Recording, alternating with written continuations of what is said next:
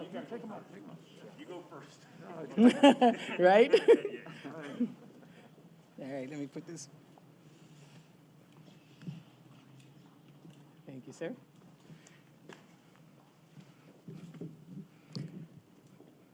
We ready to rock and roll? Great. Well, good morning, everyone. First, I'd like to welcome you all to the Dublin CHP office. And we're welcome and very happy to have the governor here to talk about some very important subjects. So first, on behalf of the California Highway Patrol, I would like to thank Governor Newsom for his leadership and his dedication to public service. I just really can't thank him enough for all he's done.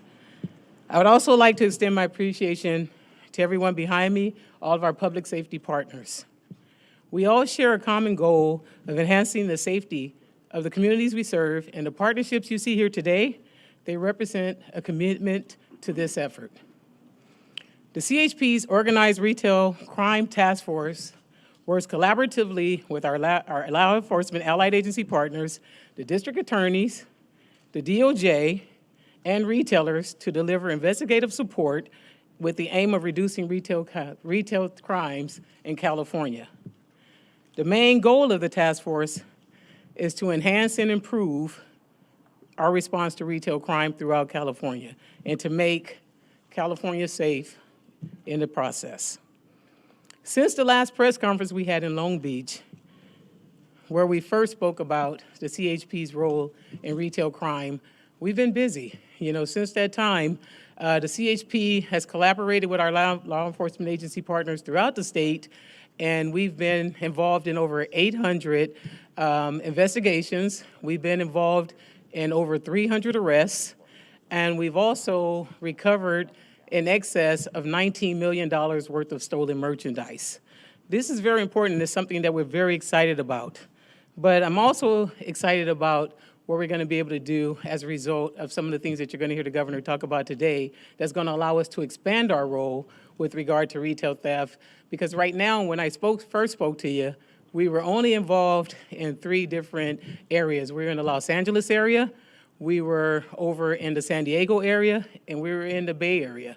This now, thanks to the governor and his support, we're going to be able to expand our role and be able to support our law enforcement partners, and also in the Central Valley area, and also in the Sacramento greater area. So being able to expand our role and to be able to support our partners is really going to go a long ways towards us being able to provide what we do best, which is providing the highest level of safety, service, and security to the people of California. So before I introduce the next speaker, one of the things I just like to make sure that I remind the community that if you know about anything that has to do with retail theft, or if you see this action happening, please do not try to intervene. Call 911. We also still have our website that is up, and you can reach us at www.chp.ca.gov to be able to report anything that you may have seen, witnessed, or heard about. But please, again, do not try to intervene yourself, because your safety is paramount to us. I also would like to thank the media that's here today, because you play a very critical and important role in the public safety message and getting this information out so that the public knows what our efforts are in this regard. And also, before I also leave, I also just want to thank again the governor for his role in this and for his support and commitment to this very important topic. So now, without further ado, I'd like to introduce Alameda County District Attorney Nancy O'Malley.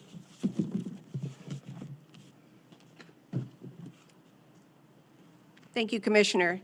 I want to add in my thanks to Governor Newsom for giving the really necessary attention always to public safety, but particularly in this area of retail theft that has really gone amok in our communities.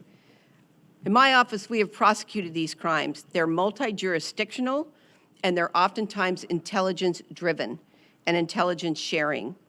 So the funding that the governor will announce will allow us to build stronger relationships and networks of law enforcement so that we can solve these crimes.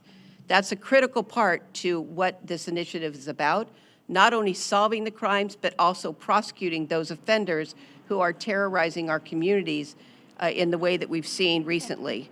These recent acts of retail theft and robberies and mass mob burglaries throughout Northern California can no longer be tolerated. They're clearly orchestrated crimes.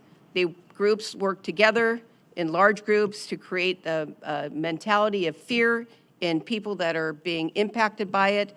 The brash acts are instilling fear in the merchants, in our business owners, and in the customers in our wider community, especially at a time now when people are out enjoying the holiday season, they're shopping, and we need to assure our community, and we do assure our community, that we are taking these crimes very seriously.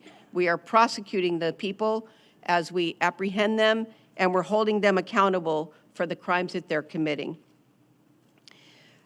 To the public, I urge you, and I just really want to assure you that those who are caught and arrested will be prosecuted and are being prosecuted by my office and by other district attorney offices throughout the state, as well as through the Attorney General's office and his leadership in this area. We've joined forces with other district attorneys' offices, and I will say that a new initiative to address this is to create the working group that meets weekly, maybe daily, to be able to share the intelligence from all of the different communities and law enforcement agencies so that we can make sure that we're taking every step we can to identify the people who are involved in this, especially to identify the leaders who are involved in this, and then to bring them to justice in the courtroom. So once again, I really want to thank Governor Newsom for dedicating more resources for the stronger law enforcement presence throughout our state. They're critical to our ability to prosecute these cases, and also for giving us prosecutors more authority to go after retail thefts, especially those retail thefts that are very clearly orchestrated and bring in a sort of a mob mentality when they go into stores in mass and just grab things and run out. So I thank you very, very much, Governor Newsom. It's my pleasure now to introduce our senator from this area, and that is Senator Steve Glaser. He's been himself an activist, not just as a senator, but for many years before that, working in the political and legal arena. And again, it's my pleasure to introduce our Senator Steve Glaser.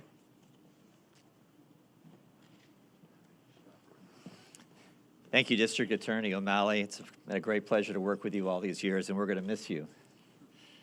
I want to join in welcoming Governor Newsom and the Attorney General to my Senate district. We so appreciate you being here. You're going to announce in a few minutes a very comprehensive public safety package, and I really look forward to working with you in helping make that happen this year. So thank you for your leadership and the leadership of the Attorney General in this important space.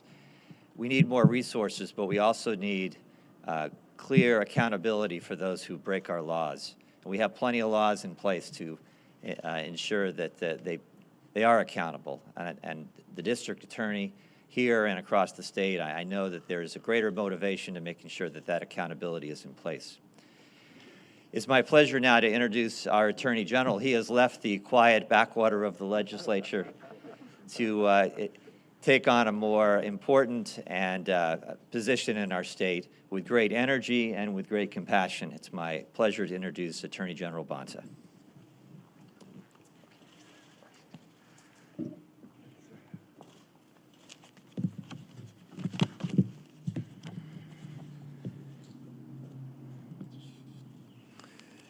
Well, good morning, everyone. Rob Bonta, California Attorney General. Thank you, Senator Glaser, for your very kind introduction. I also just want to say how important it is and how proud I am to be standing side by side with so many great leaders committed to the same common goal and prioritization of public safety throughout the state of California, making sure all of our communities and neighborhoods and California families are safe. And I'm talking about the ones that are present here, but also some who are not present today but have been doing important work to keep us safe throughout the state.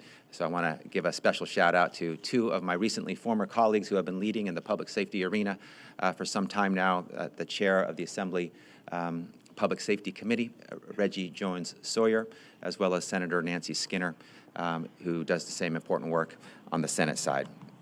And let me thank the governor for his leadership, for bringing us together, for the comprehensive proposal he is about to share more about. Leadership of that type is so important right now, and the governor is stepping up as he always does. And, you know, I've traveled across the state as Attorney General. I've had that honor to rural, to urban, to coastal, and inland communities. And I have to tell you, I have yet to meet a single Californian who does not want to be protected from crime. I have not met anyone who wants to be a victim of crime. Republican, Democrat, it doesn't matter. Every community, every family wants to feel safe and wants to be safe. It's fundamental. It's foundational. It's universal. So public safety, it's job number one. And the governor is stepping up and implementing a real public safety plan here that you'll hear more about in a few moments. This plan is the real deal. It makes our communities safer. It provides real tools, real resources for the California Department of Justice that I have the honor of leading to continue to double down and deepen and strengthen our work when it comes to tackling organized retail theft and cracking down on other violent crimes, many involving firearms. I'm proud to be a partner in this fight as we open a new front in the battle against organized crime that we're seeing too much of today. The new resources and funding announced today, they're a game changer. The real public safety plan provides the DOJ with additional funding to bolster our existing efforts, taking down the perpetrators at the top of these crime rings and shutting down the pipeline of stolen merchandise, freezing out the illicit market and ensuring serious criminals face serious consequences. At the DOJ, protecting the public safety is our number one job and will always be. We're taking down human trafficking rings, dismantling gangs who riddle our neighborhoods with violence, defending our common sense gun laws, going after ghost gun manufacturers, and putting those who organize smash and grabs behind bars. After years of efforts to repair our justice system, overall crime rates are near historic lows in California, but recently we've seen in some places an unacceptable uptick in violent crime, serious crime linked to gun violence, and organized crime here and across the nation. Here in California, when we see a problem, we develop a solution. That's how we do it. That's what the real public safety plan is. So let me thank the governor once more for his leadership, for his partnership. Together, we're going to ensure our communities are safe, and that is key, that we work together, that we collaborate, that we cooperate, that we share intelligence, that we share resources, all for that common goal, our number one job of keeping our communities safe. It always has been, it always will be, and we're putting in the work now. So thank you, and it is now my pleasure to introduce the incredible governor of our great state of California, Governor Gavin Newsom. Thank you. Thank you to the Attorney General. I want to thank the mayor for being here, Mark Ghilarducci, the head of the Office of Emergency Services, who also is here in attendance. I want to thank the district attorney for her incredible leadership and support and stewardship for many, many years. It goes back to my time as mayor, partnerships when I was lieutenant governor and now governor. Honored to have you here. I want to thank our commissioner of the California Highway Patrol for being here. Of course, your state senator and our Attorney General. We will avail ourselves to questions, which I imagine you have many of, but let me just promote the reason we are here by establishing a preview of sorts of the budget that I'll be submitting in January to the legislature. As many of you know, California continues to experience a remarkable budget surplus that affords us the opportunity to do things that in the past we've been unable to do. It also goes without saying, the issue of crime and violence is top of mind all throughout not only the state of California, but all across the United States. Highlighted recently by some high-profile retail theft operations, these organized retail gangs, these organized retail mobs that are not only increasing and heightening the anxiety that people are feeling, but more importantly, are expressing themselves in a way that has a profound impact on our feelings of safety here in this state, this region, and, as I note, across this country. In an effort to address these issues, the state of California has not been passive. In fact, some of you may be familiar, some of you not. The Commissioner referenced this, that last July, we were with the big 13 mayors, the largest 13 cities in the state of California, 13 mayors present. There are 13 police chiefs. We organized a meeting specifically around retail theft. We extended a bill in the legislature with Senator Glaser's strong support and advocacy. We budgeted more money in this space to address what we started to see in terms of an increase of organized retail theft, and we announced the establishment and the extension of that task force in July in Long Beach, California. That effort, as the Commissioner noted, has led to many arrests, prosecution, and the recovery of close to $20 million of goods. We recognize that's not enough. We recognize this moment requires us to do more and to broaden and deepen our efforts throughout the state of California. In an effort to do just that, we are announcing today a package of support and dollars, and resources that we believe will go a long way to address specifically the activity that we're seeing that is organized across jurisdictions throughout the state of California.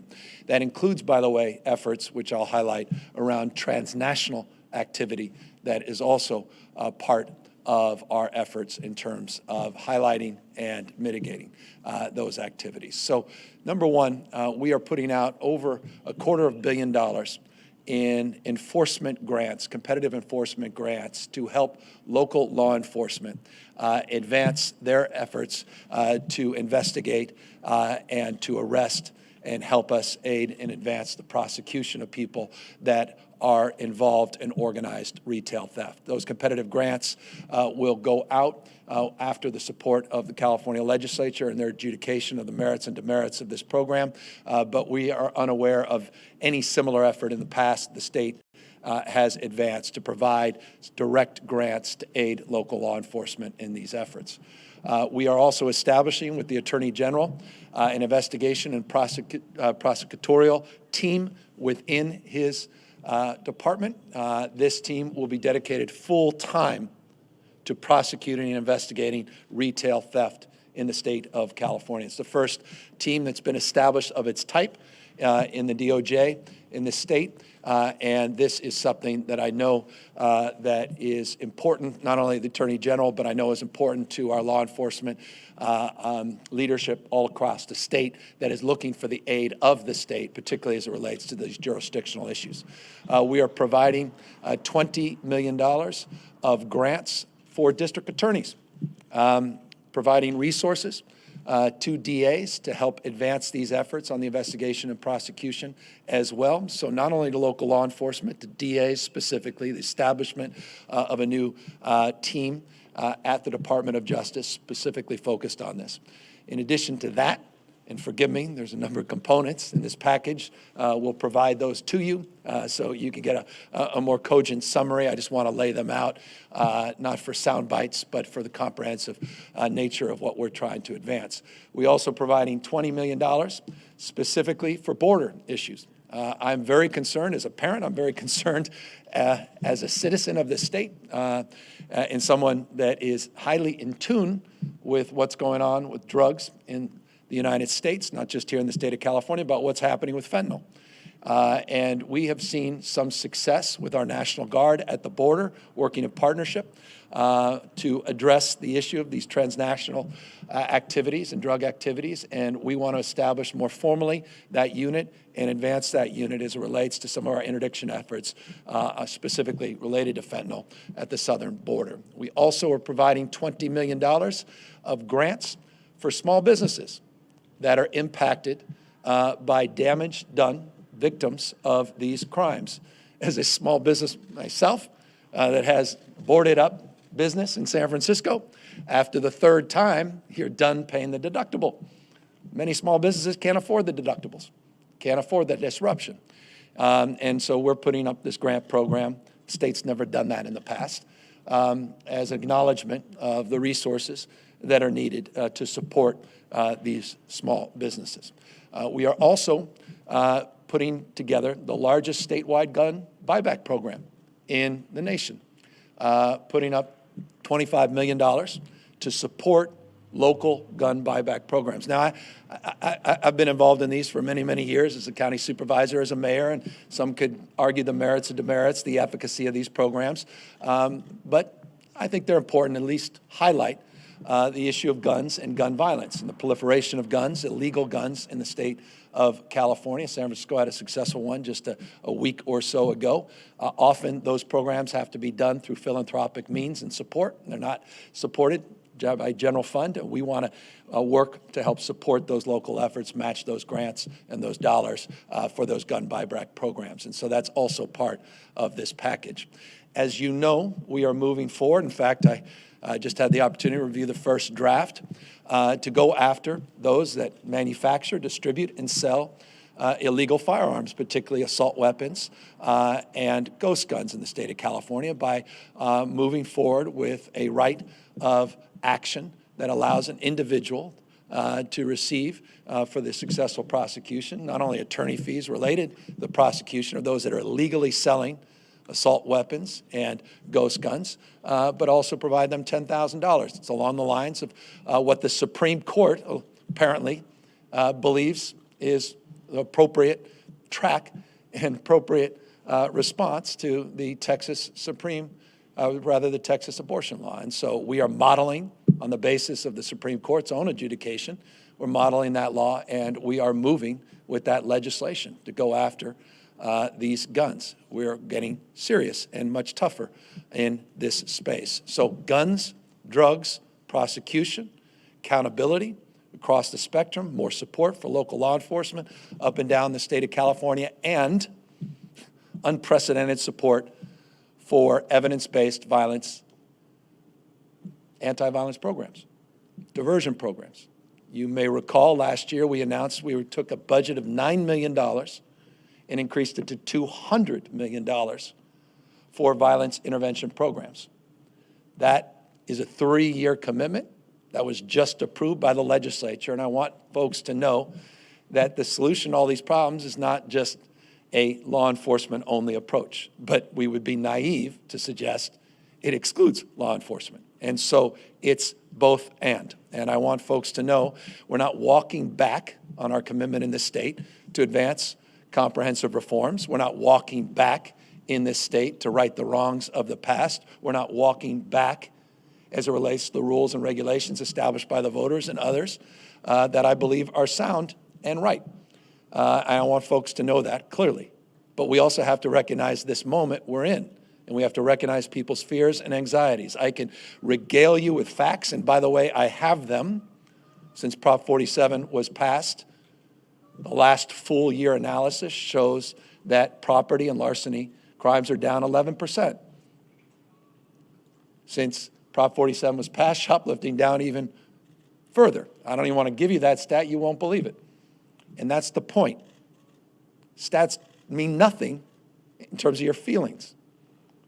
And we know statistically those stats go through 2020. We've seen with the PPIC numbers that just came out, looking just at random 4 cities in the state, Oakland among them, that we have seen an increase now in property crimes. We've seen an increase in violent crimes, 7% and 5% respectively in the state of California. And so feelings, facts, we could debate these things. We could debate the fact that we are about average with Prop 47 in this country in terms of the felony threshold. That's something you don't hear on Fox News.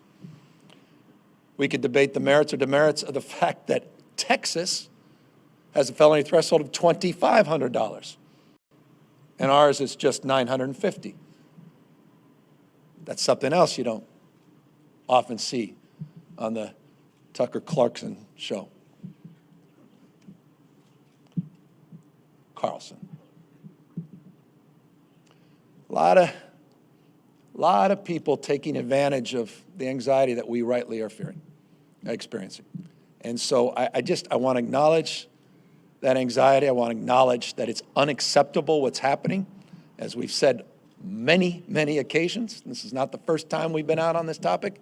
And I want to acknowledge all the incredible work that is being done and continues to be done in this space. And I'll end on that and very briefly do so. I'll give you an example of what the CHP has been up to. Just well, I guess it's a little over a week ago, Commissioner, you are December 9th, we organized in one of our operations, just one night, down in Los Angeles, 551 citations, 14 arrests, 7 DUIs, $360,000 of goods were brought back were taken off the streets. That was just one example of what the CHP continues to do.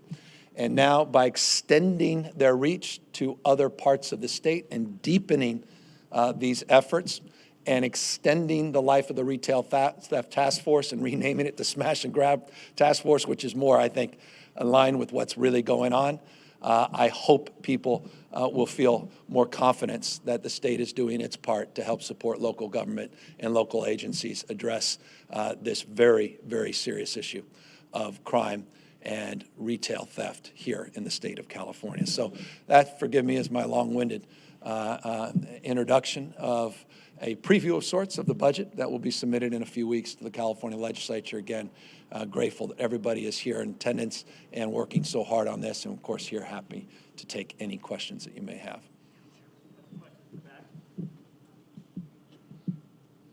Yes, Governor Newsom. So this is a question about your proposed law that mimics Texas's SB 8. Given that we've already seen, protections on assault weapons and starting to get there on ghost guns, what is the goal basically of this? Would this be to drive gun manufacturers out of business? And what impact would you say this law would have on something like, say, mass shootings? Well, the law is the law. We want to enforce the law. We want to provide people the tools to enforce the law. And private right of action is now allowed by the U.S. Supreme Court. And that will allow more eyes and more, a greater prospect of people to be held to account for illegally, the laws are the laws, illegally distributing, manufacturing, or selling these weapons of war. And they're nothing less than that, just weapons of war. And so our goal is to address the issue of gun violence, which is significantly increased. Look at the stats. Montana is one of the highest homicide rates in the country. South Dakota. It's interesting, the murder capital, tragically, of California is Kern County. It's just not a red or blue issue. It's, this is a serious moment. And gun violence in this country is a very serious issue. And so we're very soberly and seriously not only drafting that legislation, as I said, first draft, but we're working with the legislature to advance it and put it into effect. And just one more question. What do you make of concerns that similar laws could be used against other disfavored rights in red states, and that this kind of law is sort of a Pandora's box that we're opening? Well, I think Justice Roberts was absolutely right. It is a Pandora's box. And I think California's exercising this approach is proof of that. And so what I make of it is what I expressed initially when this law was established in Texas. I think it was a terrible decision by the United States Supreme Court.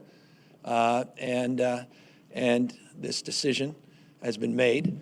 And to the extent this decision's used to put women's lives at risk, we're going to use this decision to save people's lives by addressing the issue of gun violence here in the state of California.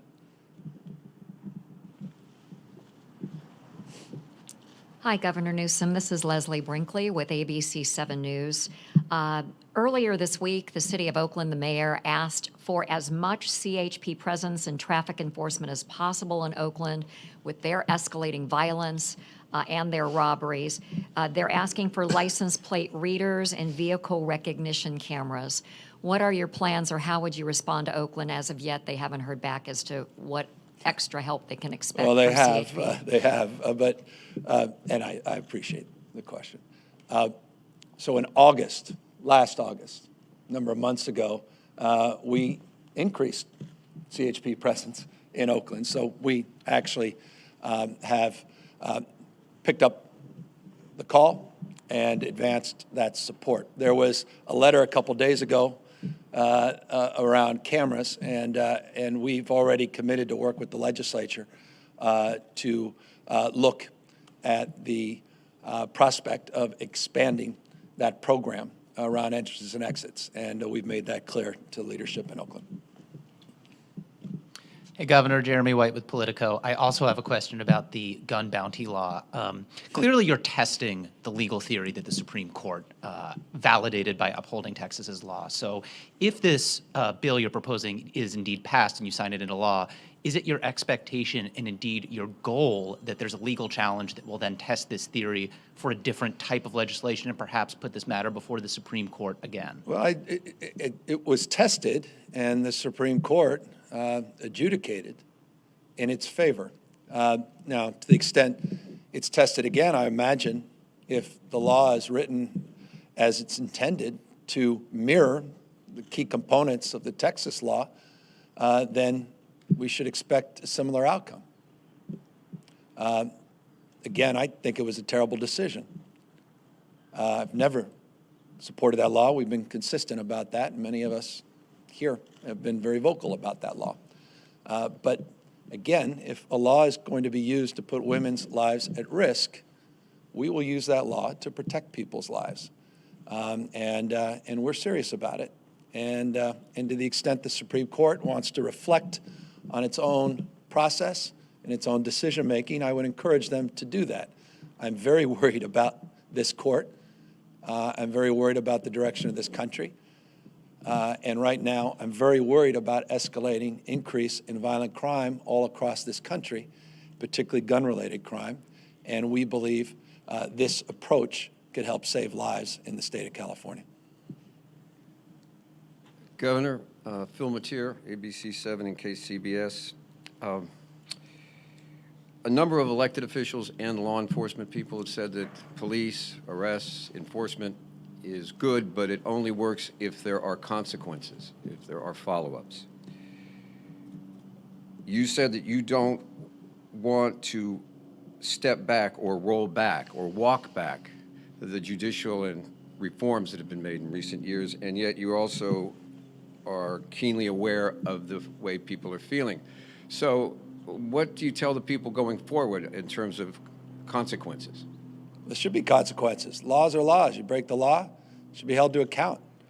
Now, the approach around adjudication, many different approaches in terms of how we actually can address the issues long-term, and whether we have diversion programs where we deal with the underlying issues, behavioral health issues, deal with underlying issues, poverty, and all of those issues.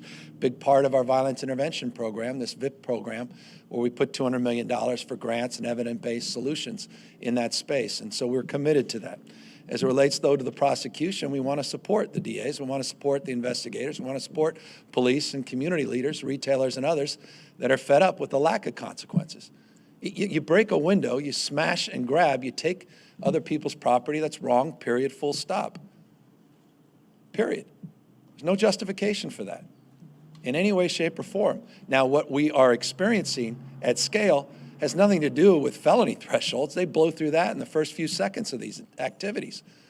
I mean, this is millions and millions of dollars, organized rings. You can see the photographs behind me. I mean, this has nothing to do, these laws we put on the books are sideshows to what's happening in an organized way. And the rules are the rules, the laws are the laws, and we just want people to be held to account. We want to help with the enforcement and help with the investigation. But again, you can't condone these activities. We never have, I never will. And at the same time, you can do that and reform your system, reduce recidivism, improve your reentry programs, address these underlying issues in real time. And I'm committed to that and resolved to that. I'm just sick and tired of this either or debate, which I think is rather lazy and unfortunate. And as long as I'm here, I'm going to try to drive to improve public safety. And a lot of these reforms have actually enhanced public safety, and the data bears that out.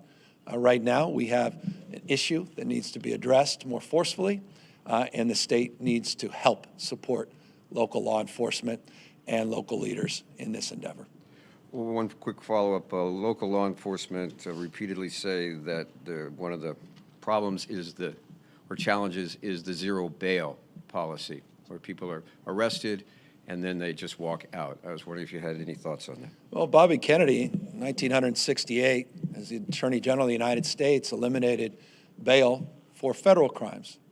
There's a lot of debate around bail. It was referendized here in the state of California, so it's not in effect. There was a legislative process, you know well, that advanced some bail reform. The Judicial Council of the state of California, independent Judicial Council, moved forward during the pandemic because of the circumstances around the pandemic.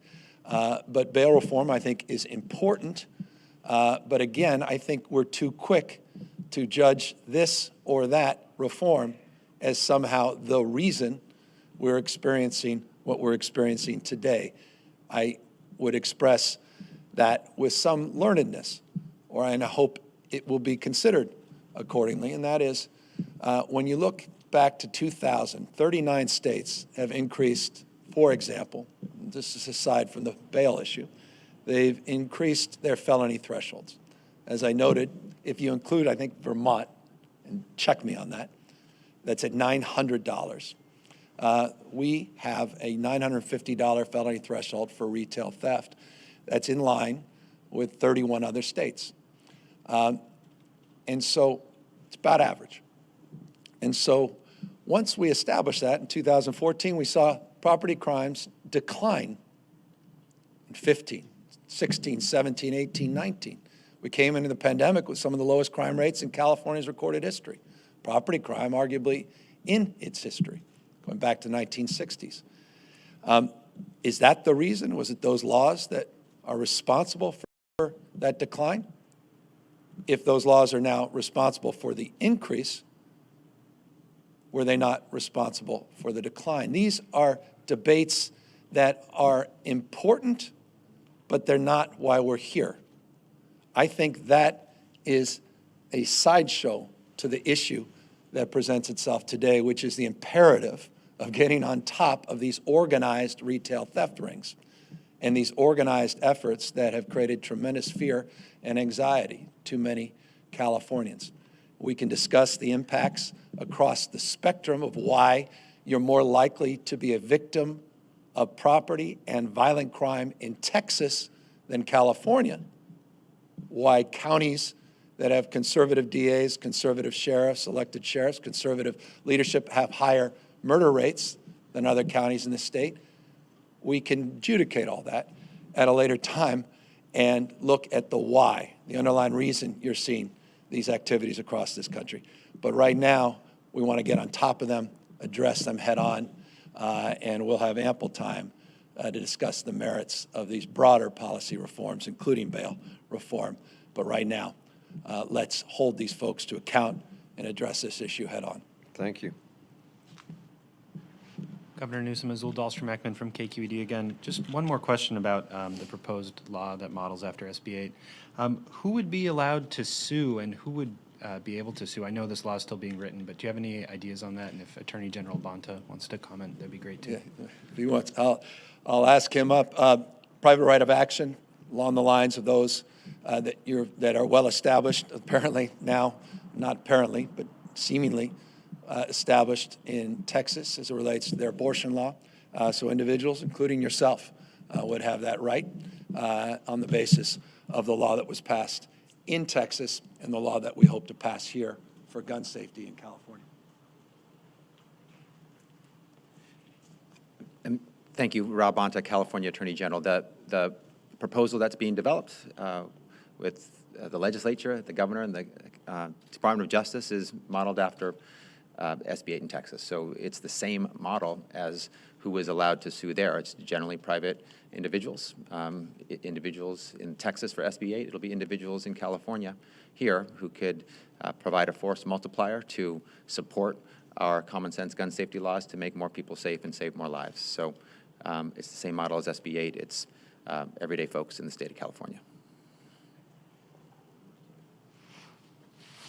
Good morning, Governor. Matt Bigler, also KCBS. By the way, you guys, I'm literally an ice cube right now. Forgive me. I can't even think today. I've been told to say this is the last question. Good. So we I'm can all with go you, home man. after this. Unless I'm going to borrow your jacket, if you guys want to keep going. Forgive me. The smash and grab mobs don't make any money off their crimes unless they can resell what Correct. they've stolen. So my question is the state doing anything new to crack down on the resale of stolen merchandise? No, that's exactly what the announcement is here today. It's about the investigation units. It's about the secondary market. It's about going online where these things are being fenced. It's about addressing exactly that. And that's the thrust of the announcement we're making here today with the district attorneys, the vertical prosecution, with the AG's office and the establishment of this new team, with the work we're doing to support these grants and enhancements for enforcement at the local level with local law enforcement. Exactly the point you're making. We've got to deal comprehensively with this. That's why the Office of Emergency Services here. We have fusion centers. That's an intelligence gathering center that exists in many different parts of the state that monitors activity on the web and then creates a framework for strategies to not only determine culpability, responsibility, but patterns that is shared and information that's shared in real time with local law enforcement. So data collection, real-time information sharing, activity that will address precisely the point you made around secondary markets and fencing operations. With that, we're grateful again for your patience and thankful to all the remarkable leaders here assembled. And we're very grateful to law enforcement for all their hard work. And I'm grateful for the privilege of being able to present this package to the legislature in January. Thank you.